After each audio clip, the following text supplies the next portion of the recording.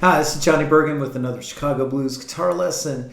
And, I've been doing these lessons every week for, this is my third year. And I did some before that, but this is the third year of every single week. And I've always talked about like this song or this artist or that artist, like Baby Boy Warren or Calvin Frazier or Byther Smith or Eddie C. Campbell or whoever. And I thought I would go ahead and go out on a limb here and do one of my own songs. And the reason I'm doing this song is called I Did the Best I Could. It's because, I recorded this song almost 10 years ago. Alabama Mike sang it and was great on it. And I never performed it. Then I started performing it. It became like one of my best tunes in my little show. And the reason I started performing it is because different bands around, nobody famous, but different bands around started doing the song. And that's nice. So I thought, why not? And so I'll talk a bit about the songwriting part and about the guitar part. So this song's called I Did the Best I Could. It's in A, or really it's in F sharp minor. But it starts on A. It ends on F sharp minor. You could really look at it either way, right? C and A minor are the same, right? They just start in a different place. G and E minor, it's called the relative minor, and A and F sharp minor. And now let's talk about songwriting and stuff. I think it's nice to, it's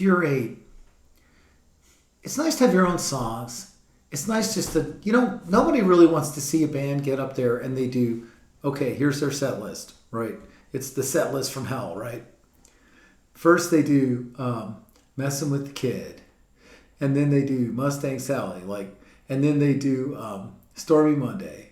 Now I love all these songs, even Mustang Sally. I like Magic Slim's version of Mustang Sally a lot. Anyway, it's nice to have your own songs. And so when it comes to writing your own songs, this song is really an apology and it really comes out of my life and I'll just leave it at that. But it's real. And then the other thing about writing songs is that you can write about from someone else's point of view.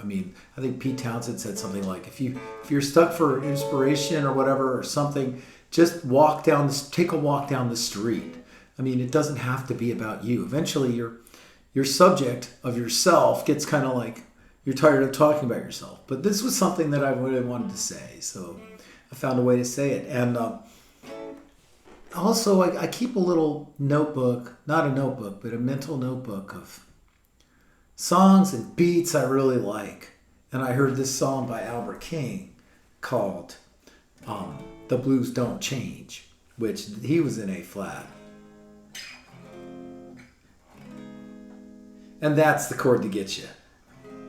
The Blues Don't Change is not one of Albert's famous songs, but it's a really nice one. It was from a record called The Pinch in 74, 73, whatever.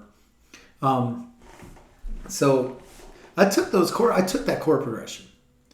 And I think it's fine. People use the same chord progressions all the time. And I'm sure that whoever wrote that song took it from somewhere else. And sometimes you could take a progression, you make one little change to it. So the beat's different, the groove's different, the lyrics are different, the instrumentation is different. To me it's a different song. Anyway, but the chords, the relationship of the chords are the same. So it's 2 bars of A.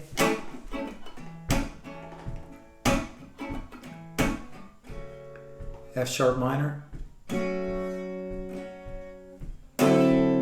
D ninth.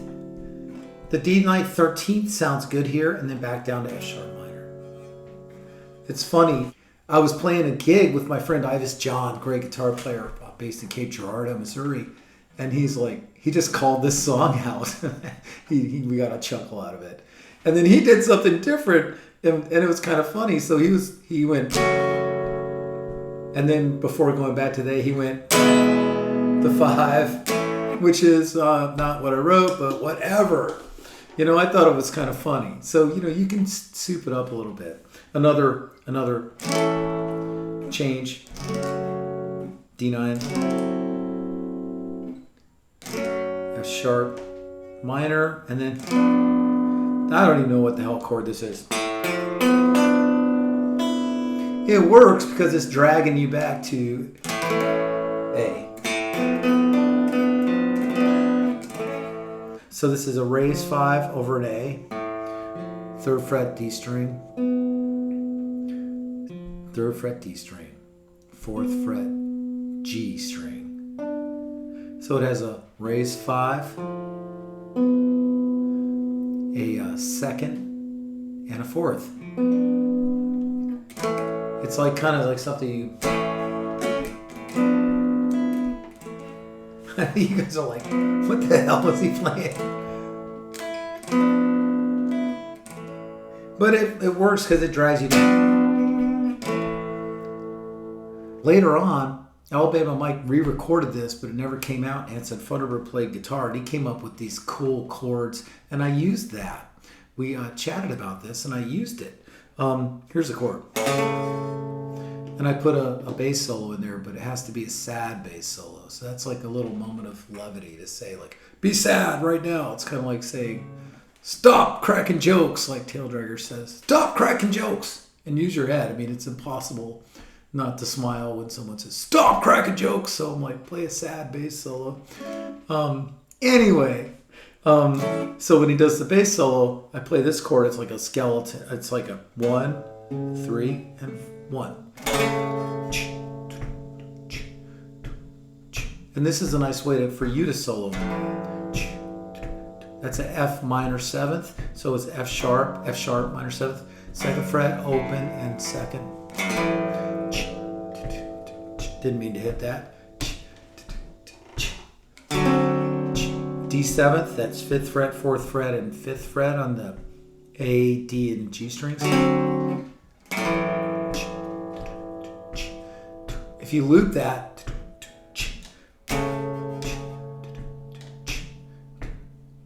you try soloing over it. So you can just solo an F minor, F sharp minor the whole time, except when it hits the D ninth. And then you have to go. And even Albert King does.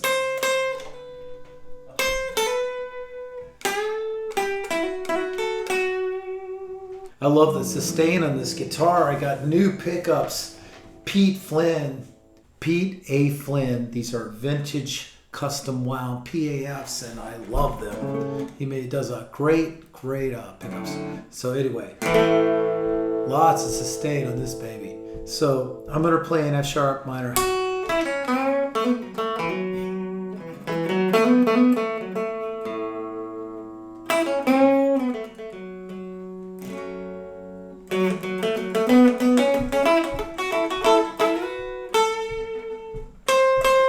That's what Albert King does on The Blues Don't Change. And what I do is, so what that is it feels really weird teaching my own song. 10th fret and 8th fret, down 2. And if you go down 2 more, then you're in F sharp minor. Or you can, then I put in some Mighty Joe Young like this. Make it cry.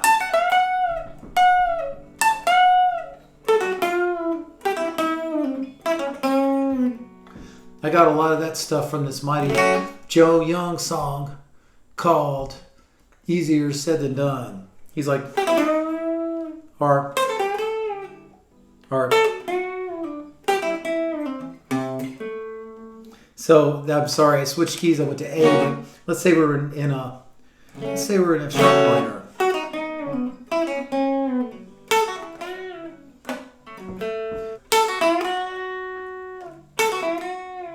Notice how there's no vibrato. Although you can do vibrato.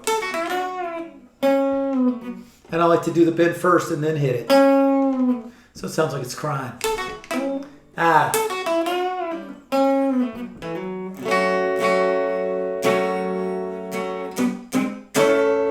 I don't always like to walk up to chords and walk down the chords that much. It's really classy the way it happens on the Blues Don't Change. Something like that.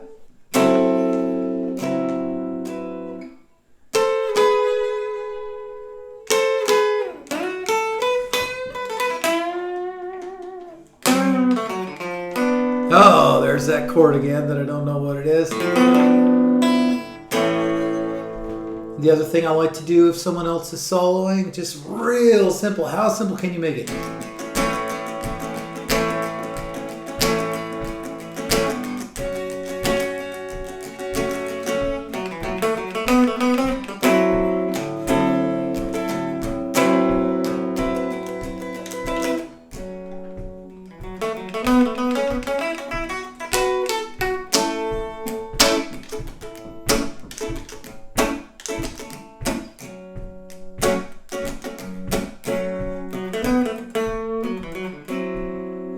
Notice that's just the inside of your ninth chord.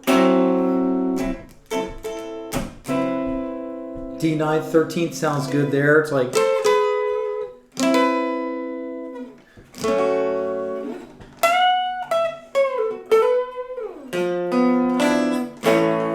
Yes, this is not really straight up blues. I mean, I do this in the same set that I play Rock House by Calvin Frazier or the Pink Champagne like Eddie Taylor or something. But, you know, people like a change of pace, and it's nice. So sometimes I use a phaser on it, or I use the digital delay at the end because I want to make it after the bass solo, if there's a bass solo, or it could just be a quiet moment in the song. It's kind of nice to have a song with quiet moments.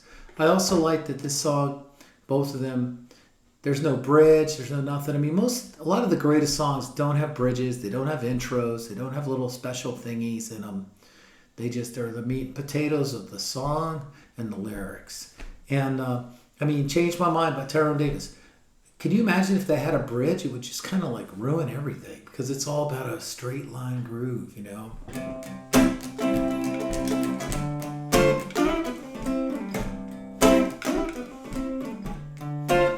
You know, I mean, you don't want that to stop. You want that to keep rolling.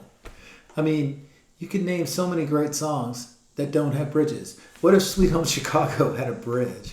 I mean, sometimes I listen to my friends, some records by friends of mine, like every song has an intro and a bridge. And one of my friends calls this arranged blues. And like, you don't really need to arrange this stuff too much. If you've got some dynamics and some interesting lyrics, and a little twist here and there, like you don't expect this D9th chord or the D13th chord, but there it is. And that's enough. Lots of times that's all a song needs. There's nothing wrong with a bridge, but you know, people really want the meat and potatoes of these like simple chords, nice solos over them, and good lyrics. So I like to get really loud at the end of this song, and this is totally insane. But I listen to a lot of different kinds of music and little things that catch my ear, I file it away, and it comes back later. So believe it or not, I was listening to the Meat Puppets, and they have this song "Out My Way," and it's like it's like.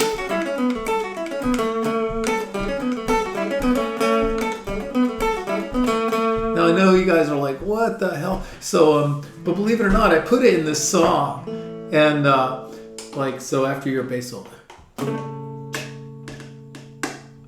Or just the moment of silence. It's almost silence. Just the beat and the guitar.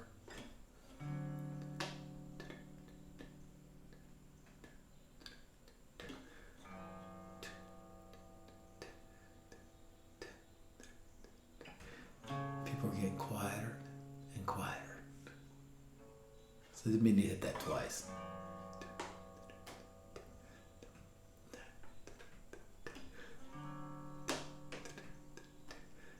Okay, let's let the dogs out. F sharp, here we go.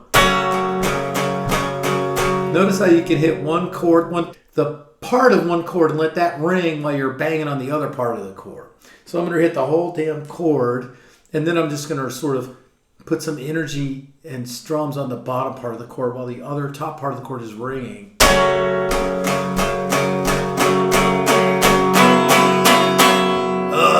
This is why I like F sharp. Okay, then I went. To me, that sounds like the Meat Puppets, but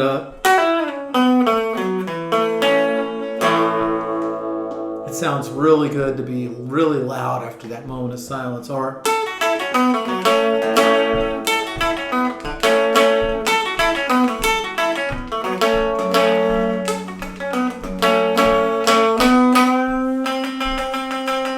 Start banging your head.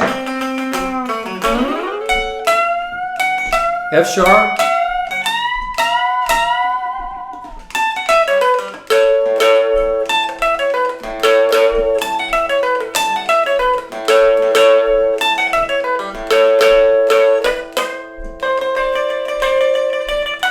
Ah, maybe that was a mistake. So that's just like your A chord, right?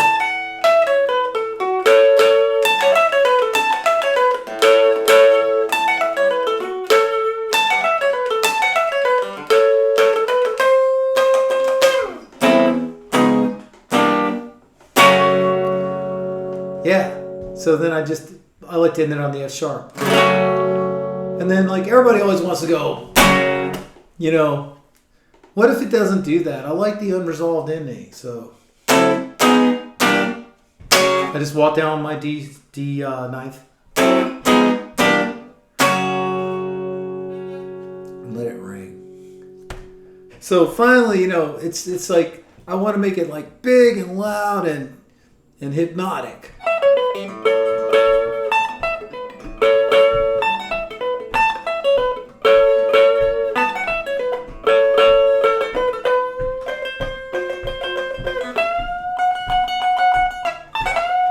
Mighty J.O. I hate sounding scaly, but that sounded a little scaly.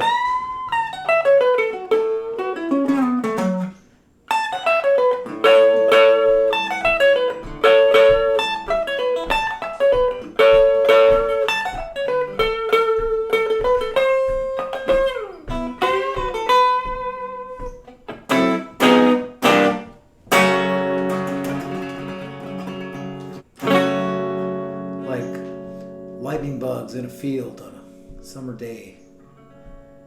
So anyway, hope you guys enjoyed this look at how I came up with this song, which is not really about this song. It's about how maybe you could come up with some song that means something to you.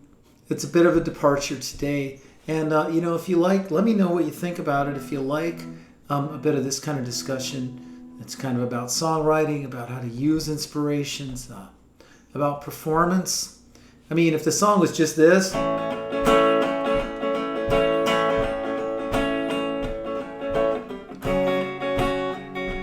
it'd get a little old, right? So I did little things to liven it up, you know?